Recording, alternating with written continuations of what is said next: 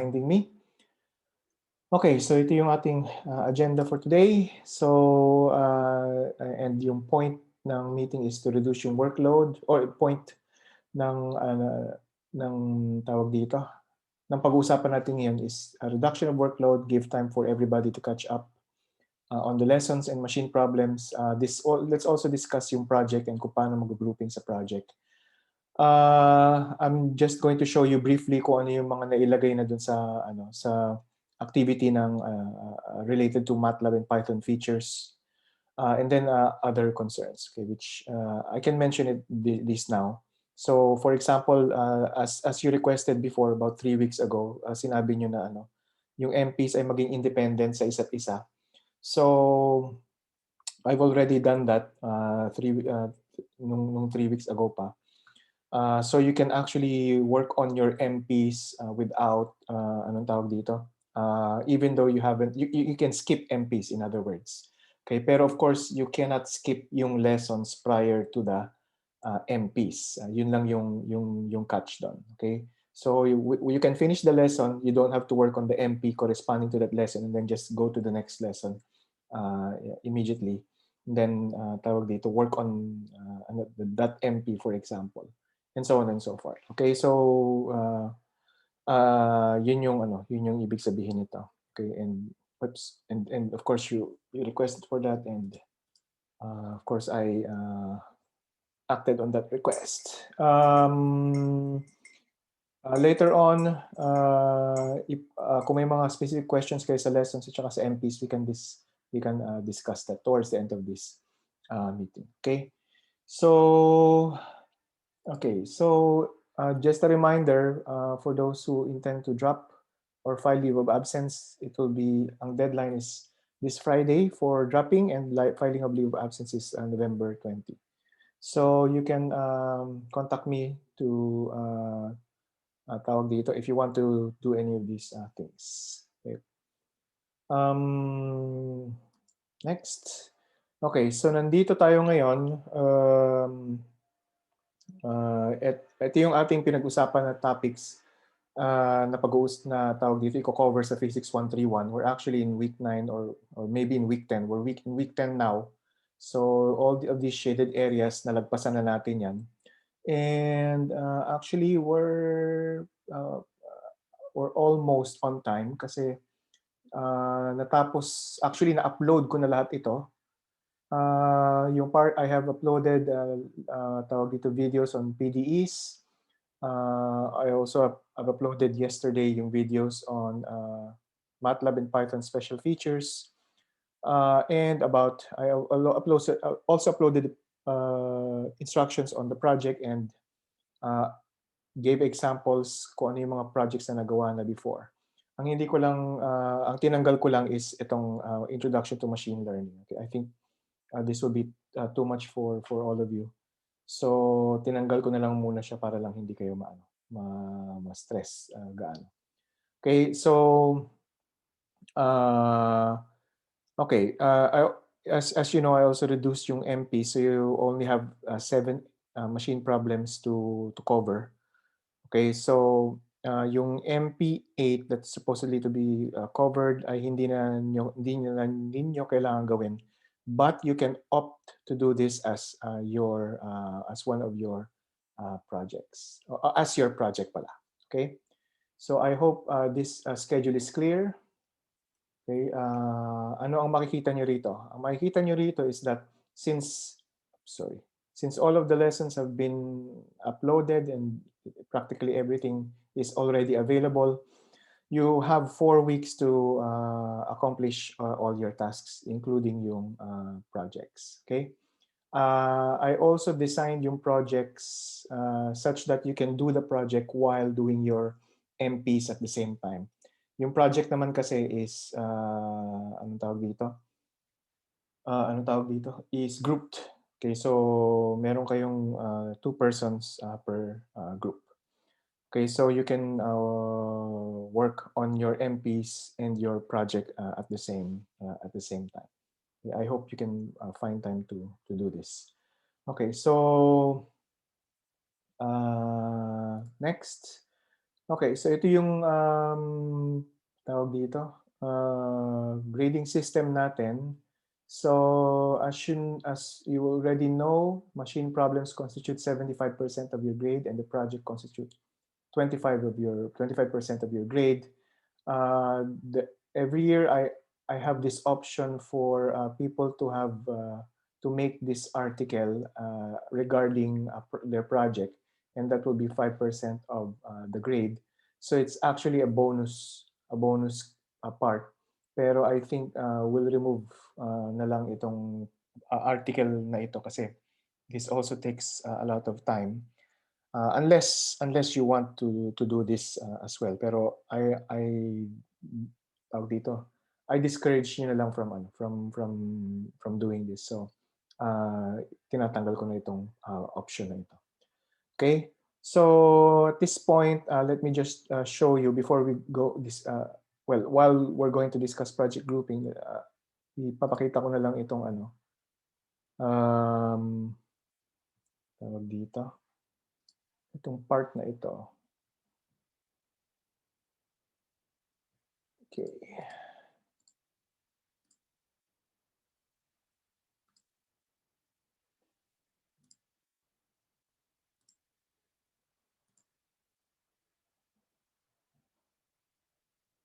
Okay, can I ask kung anong nakikita nyo sa screen niyo? Pwede niyo sabihin sa chat kasi hindi ako sigurado kung nakikita. Yung browser, sir. Okay, yung browser plus yung PowerPoint na? Tama ba? Yes, sir. Okay, thank you. Okay, so dito sa browser, you can see na nilagay ko na yung nag-upload na ako ng video regarding sa project. So this video discusses mostly yung mga projects na ginawa na ng mga klase ninyo. So encourage ng upper batchmates ninyo.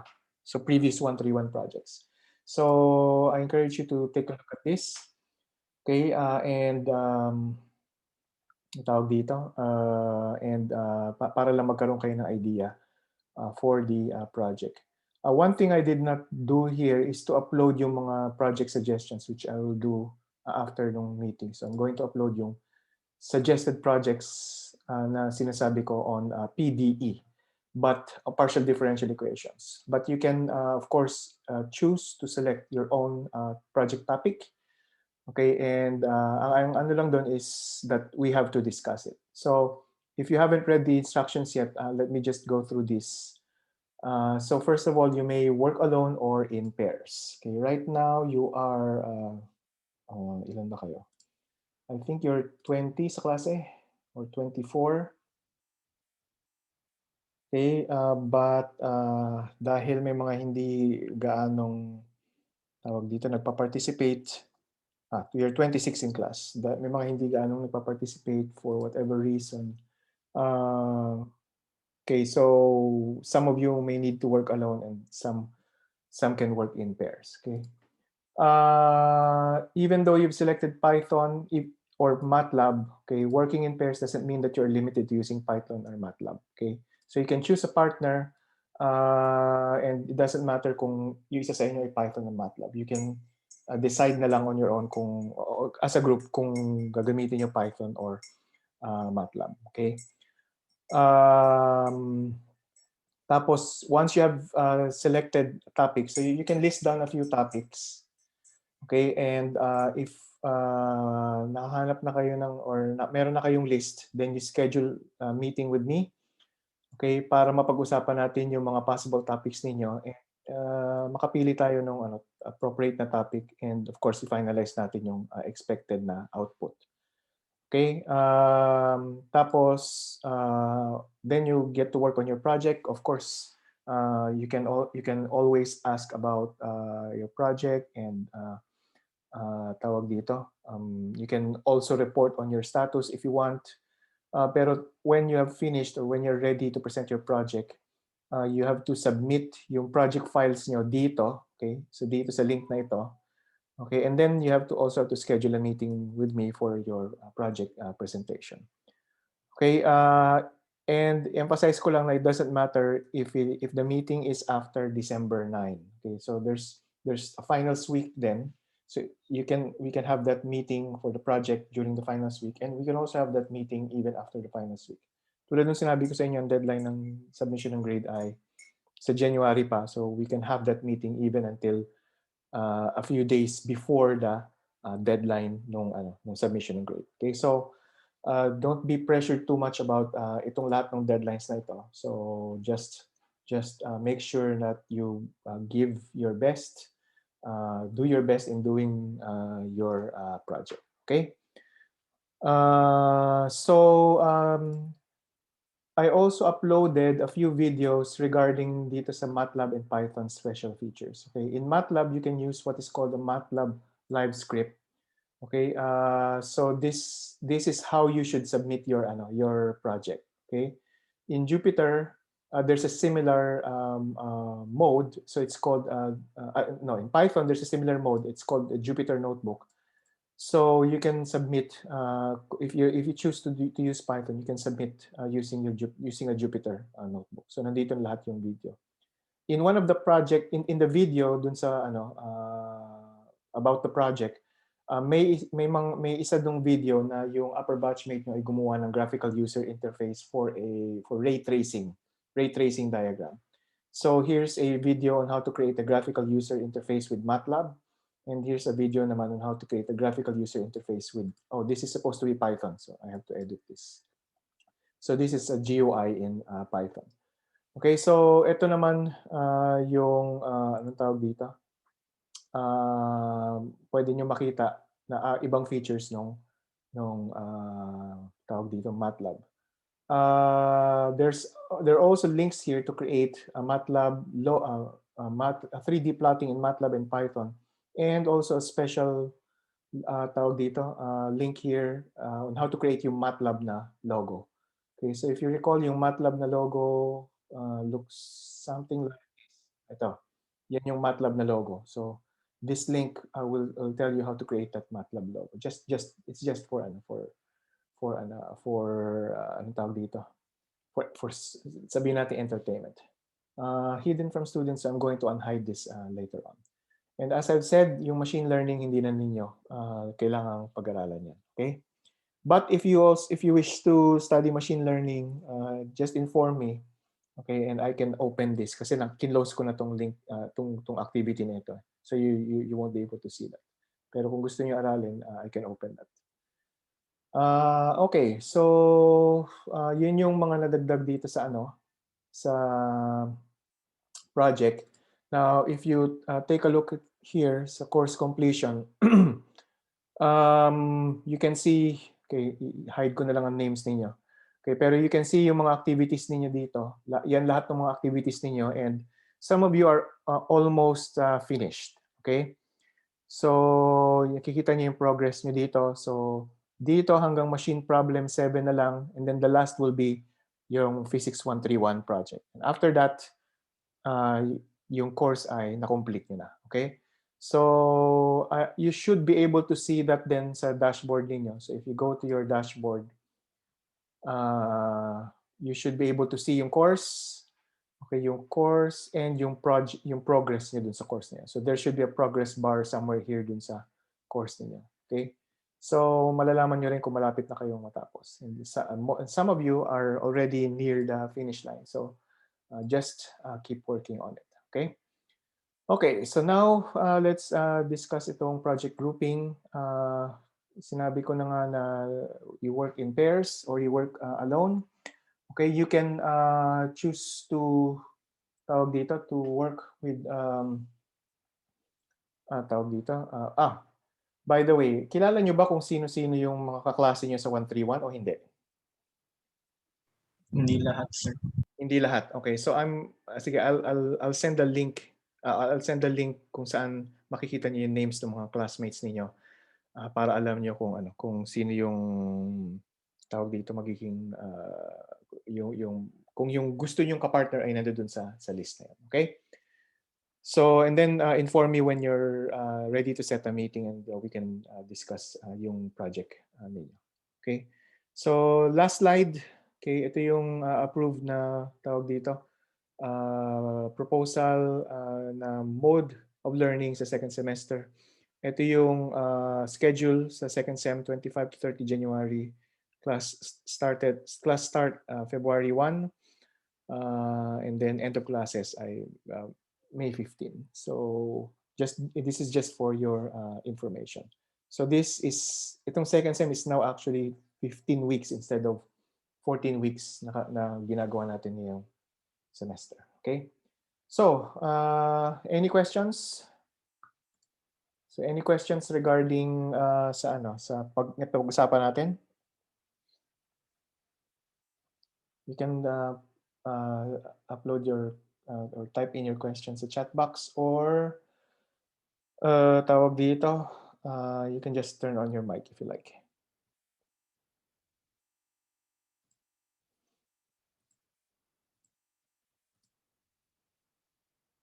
Okay, walang question? Sir, meron po. Sige.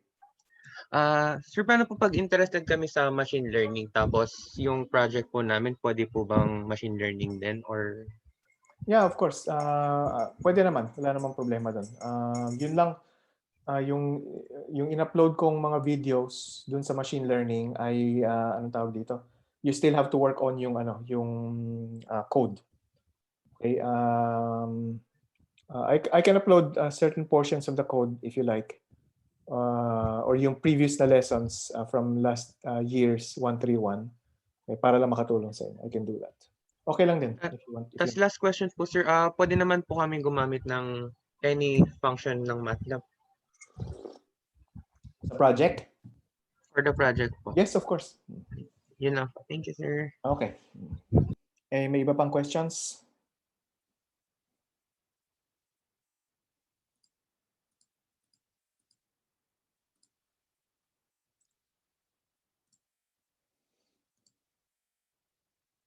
Okay.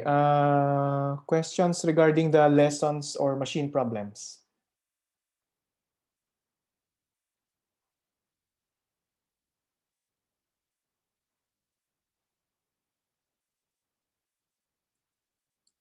Wala.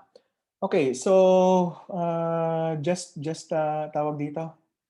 Just a small quick question. Okay, kung titignan niyo yung open niyo yung chat box. Okay, pag inopen niyo yung chat box, you'll see a yes no button dun sa baba. Okay? Ang tanong ko lang is kung klaro na sa lahat yung mangyayari for the remainder of the semester. So if it's clear, just click on the yes button. If it's not, then click on the no button and then we can discuss. Okay? So klaro sa lahat?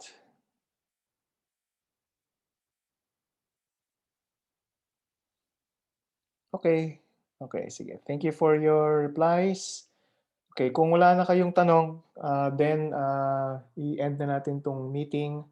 If you want to remain, kasi ayaw niyong malaman ng iba yung tanong ninyo, okay lang din. Okay, kasi hanggang, ano oras pa tayo? 9 p.m. pa tayo. 9 p.m. pa tong consultation na ito. So, okay, so yeah.